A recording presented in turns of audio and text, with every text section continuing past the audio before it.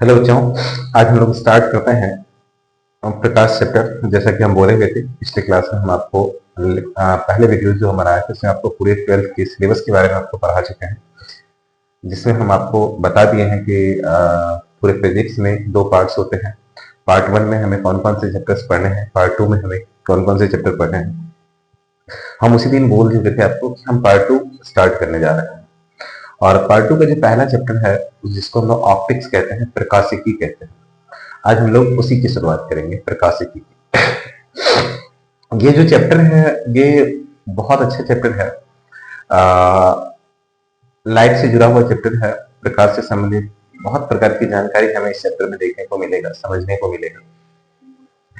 ये जो लाइट है वास्तव में होता क्या है, तो अगर हम ये देखें कि इस पूरी सृष्टि में कितने प्रकार की चीजें हमारे इर्द गिर्द मौजूद हैं, तो बहुत कुछ को देखने के बाद पता चलता है कि हमारे इर्द गिर्द दो ही प्रकार की चीजें आपको देखने को मिलेगा।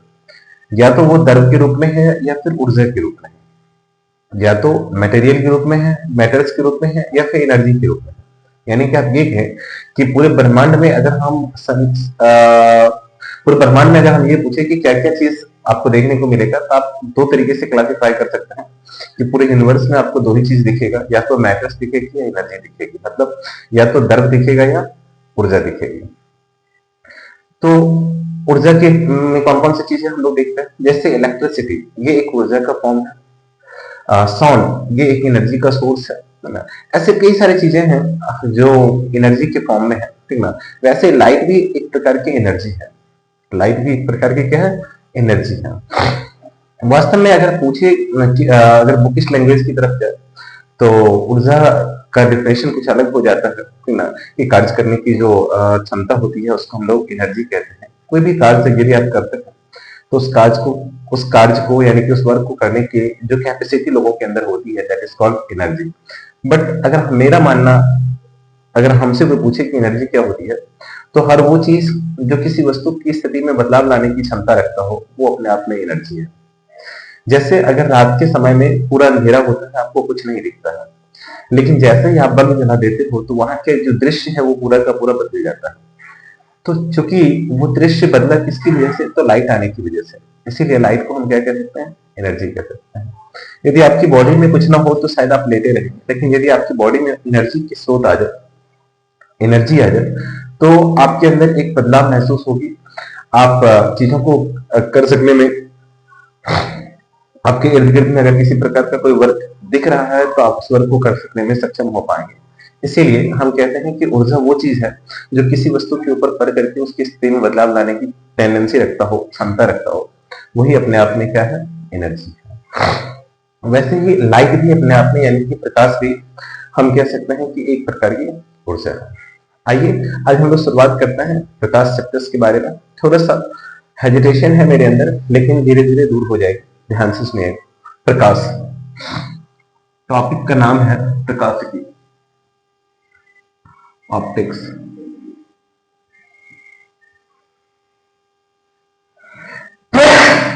इसी को प्रकाशिकी कहते हैं। सॉरी,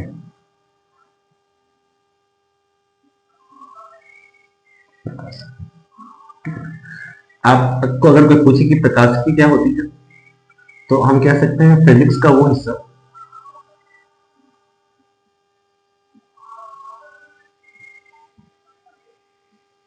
फिजिक्स का वह हिस्सा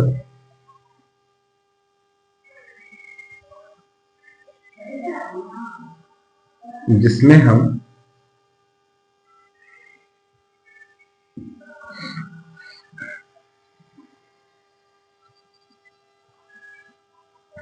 प्रकाश से जुड़ी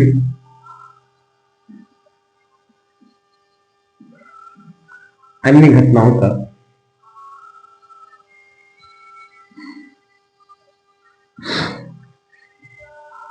अध्ययन करता है।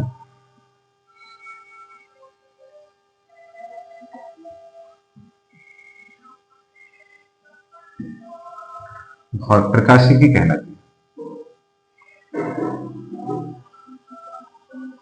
प्रकाशिकी कहलाती है।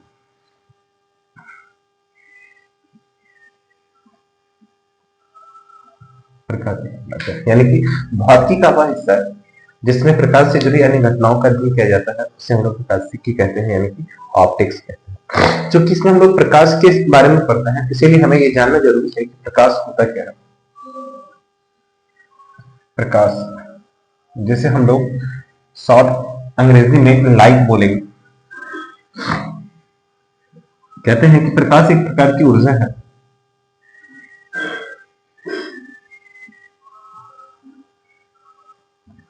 प्रकाश एक प्रकार की ऊर्जा है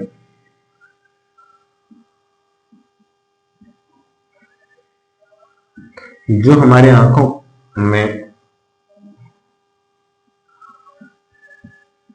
जो हमारे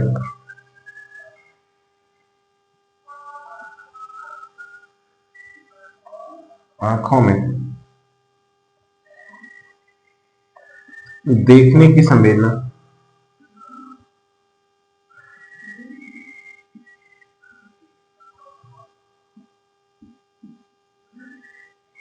प्रदान करता है।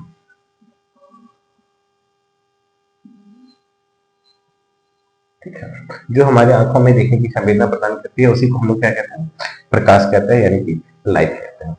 अब अगर हम बात करते हैं लाइट में, लाइट से जुड़ी हुई कई सारी महत्वपूर्ण बातें हैं जो हमें याद रखनी चाहिए। महत्वपूर्ण बातें, सबसे पहली बात याद रखें कि लाइट एक विद्युत चुम्बकीय तरंग है। प्रकाश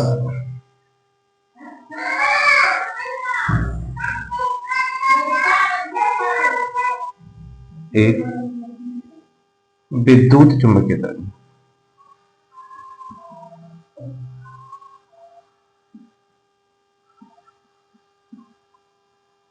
दूसरा, प्रकाश का निर्वात में वेग, निर्वात मतलब जहां पे कोई हवा नहीं है, निर्वात में जो वेग होता है वो सबसे अधिक होती है, वो होती है 3 × 10⁸ मीटर पर सेकेंड। चौथी बात याद रखिएगा, तीसरी बात याद रखिएगा कि प्रकाश एक विद्युत चुम्बकीय तरंग है। प्रकाश का निर्वात में वेग 3 × 10⁸ मीटर पर सेकेंड होता है। प्रकाश हमेशा सरल रेखाओं में गति करती है।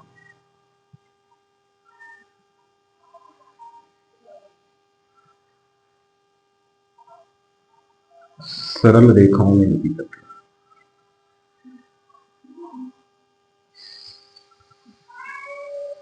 गति करती है। चौथी बात याद रखिएगा, प्रकाश के गमन के लिए माध्यम की आवश्यकता नहीं,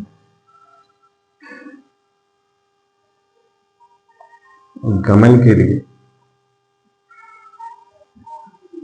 माध्यम की आवश्यकता नहीं, माध्यम की आवश्यकता नहीं।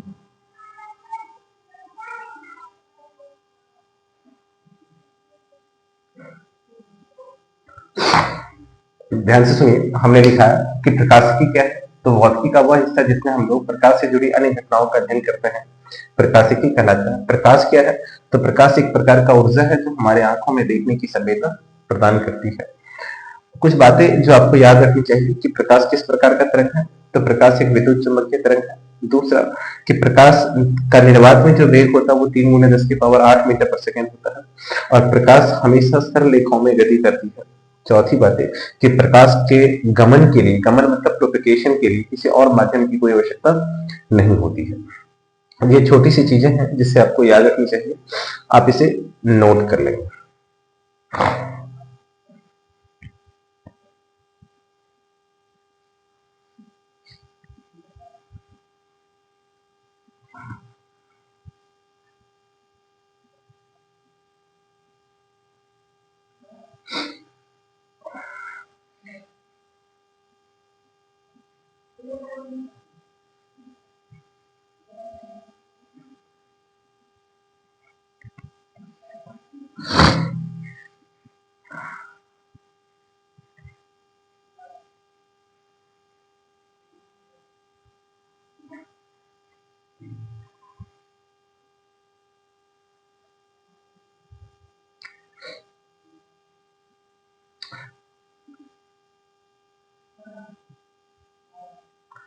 ध्यान रखिएगा कि प्रकाश जिस पथ से होके जाता है उसे किरण कहते हैं।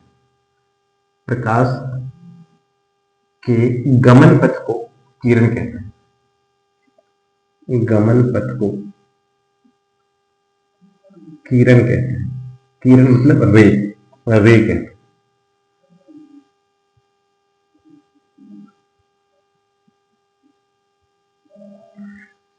दूसरी बात है कि ये जो किरण है, किरण अगर एक हो तो किरण है, अगर ये समूह में हो तो उसे किरण पुंज कहा जाता है। तो दूसरी बात है, आप ये याद रखिएगा, प्रकाश किरणों के समूह को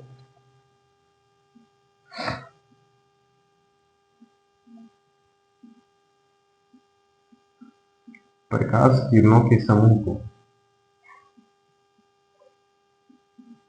किरण पुंज कहते हैं। किरण पुंज, जिसे हम लोग बीम भी कहते हैं, बीम ऑफ लाइट या बीम कहते हैं।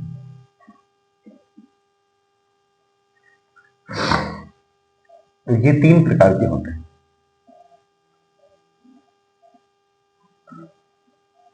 ये तीन प्रकार के होते हैं।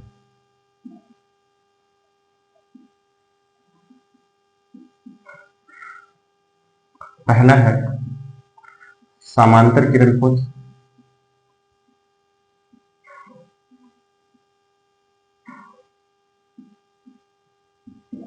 इसमें प्रकाश की किरणें एक दूसरे के समांतर होती है। जितने भी प्रकाश की किरण होती है वो एक दूसरे के समांतर होती है, तो इसका नाम पड़ जाएगा समांतर किरण पुंज। दूसरा है अभिसारी किरण पुंज।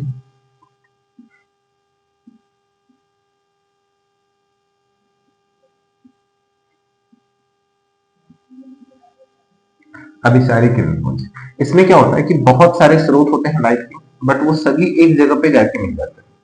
बहुत सारी रे आ रही है और एक जगह पे जाके जमा हो जाएगी। ऐसे किरण पुंज को हम लोग अभिसारी किरण पुंज कहते हैं। तीसरा होता है अपसारी किरण पुंज।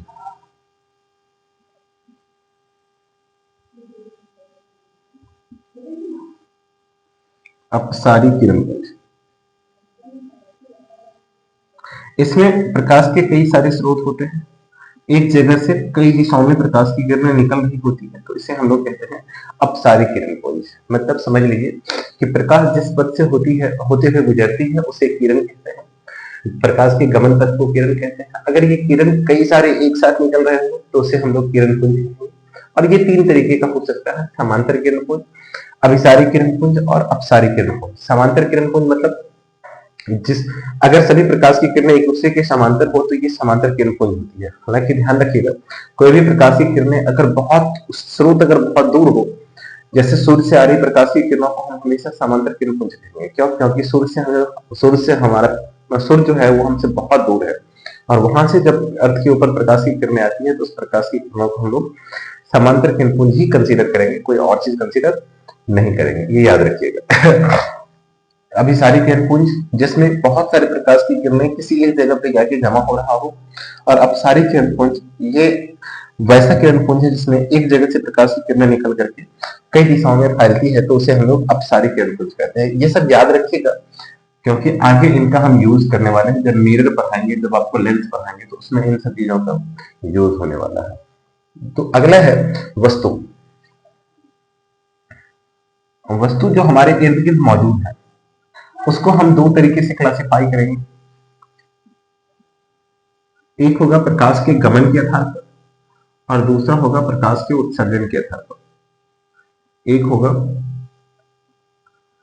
प्रकाश के गमन के आधार पर,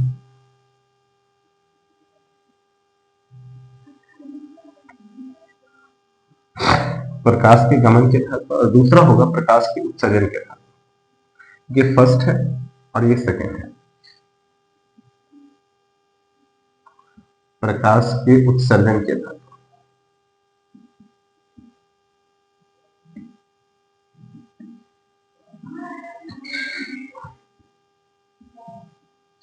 पहला प्रकाश के गमन के आधार पर और दूसरा प्रकाश के उत्सर्जन के आधार पर। ध्यान रखिए, प्रकाश के गमन के आधार पर जो है ये तीन प्रकार की हो सकती है। ठीक है, पहला होगा, ठीक है, पहला होगा पारदर्शी वस्तु।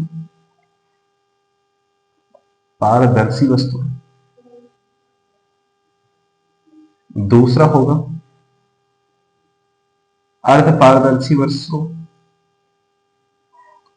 ये सब वो चीज है जो आप 10th क्लास में ही अच्छे से पढ़ चुके हैं, बस इसीलिए हम आपको बस लिख दे रहे हैं ताकि आपके नोट्सबुक में ये बने रहे। तीसरा होता है अपारदर्शी वस्तु। अपारदर्शी वस्तु उत्सर्जन के आधार पर अगर हम बात करें तो ये दो तरह का हो सकता है। पहला होगा प्रदीप्त वस्तु,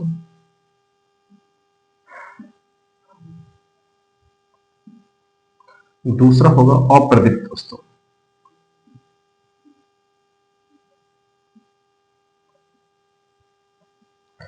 अगर हम एग्जाम्पल की बात करें तो पारदर्शी वस्तु जो है ये उस वस्तु को कहते हैं जिससे होकर के प्रकाश की किरणें, अधिकांशतः किरणें पार कर जाती है, उससे हम लोग पारदर्शी वस्तु कहते हैं। जैसे ग्लास यानी कि शीशा। अब आप शीशा से देखिएगा तो ग्लास प्रकाश की पूरी किरणें पार कर जाती है। अगर वाटर हमारा स्वच्छ हो, स्वच्छ जल हो, उसके अंदर कोई मिलावट ना हो, तो उसमें भी प्रकाश की अधिकांशतः किरणें पार कर जाती है, तो इसे भी हम लोग क्या कहेंगे, पारदर्शी वस्तु कहेंगे। अर्ध पारदर्शी मतलब जिससे थोड़ा बहुत प्रकाश की किरणें ही निकल पाता हो, पूरा का पूरा किरणें नहीं निकल पाता हो। जैसे तेल लगा हुआ कागज होता है, घिसा हुआ कांच होता है, ये सब क्या है, अर्ध पारदर्शी है। घिसा हुआ कांच,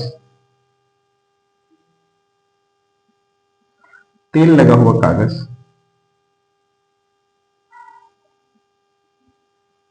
तेल लगा हुआ कागज आदि। अपारदर्शी वस्तु क्या होता है, ऐसी वस्तुएं जिससे प्रकाश की किरणें बिल्कुल भी पार न कर सके, उसे हम लोग अपारदर्शी वस्तु कहते हैं। जैसे दीवार,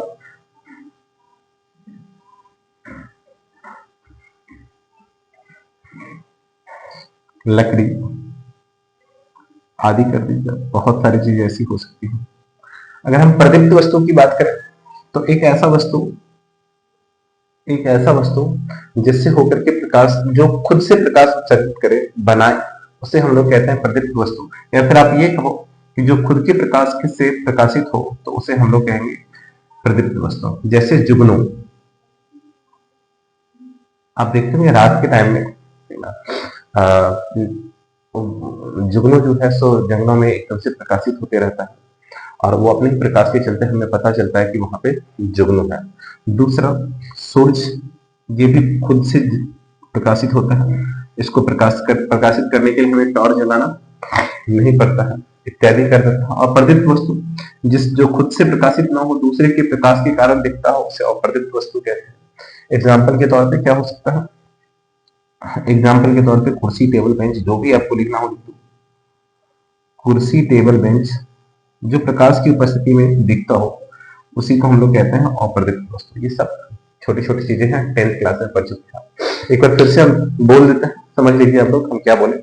हम बोले कि प्रकाश के गमन पथ को किरण कहते हैं, प्रकाश किरणों के समूह को किरणपुंज कहते हैं। ये 3 प्रकार का होता है, समांतर किरणपुंज, अभिसारी किरणपुंज, अपसारी किरणपुंज। समांतर किरणपुंज में सभी प्रकाश की किरणें एक दूसरे के समांतर होगी। अभिसारी किरणपुंज में सभी प्रकाश की किरणें विभिन्न दिशाओं से आएगी और एक जगह पे जमा हो जाएगी। अपसारी किरणपुंज में एक जगह से प्रकाश की किरणें निकल करके विभिन्न दिशाओं में फैल जाएगी, तो उसे हम लोग अपसारी किरणपुंज कहते हैं। अगला है वस्तु। वस्तु को 2 तरीके से हम लोग देख सकते हैं।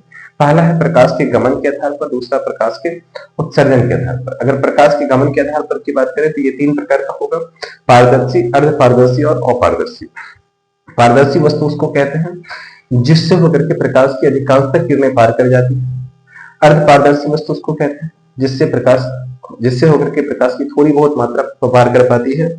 और अपारदर्शी वस्तु उसको कहते हैं जिससे होकर के प्रकाश बिल्कुल भी पार न करे, जैसे दीवार हो गया। प्रकाश के उत्सर्जन के आधार पर भी 2 तरह की वस्तुएं हो सकती है, प्रदीप्त वस्तु और अप्रदीप्त वस्तु।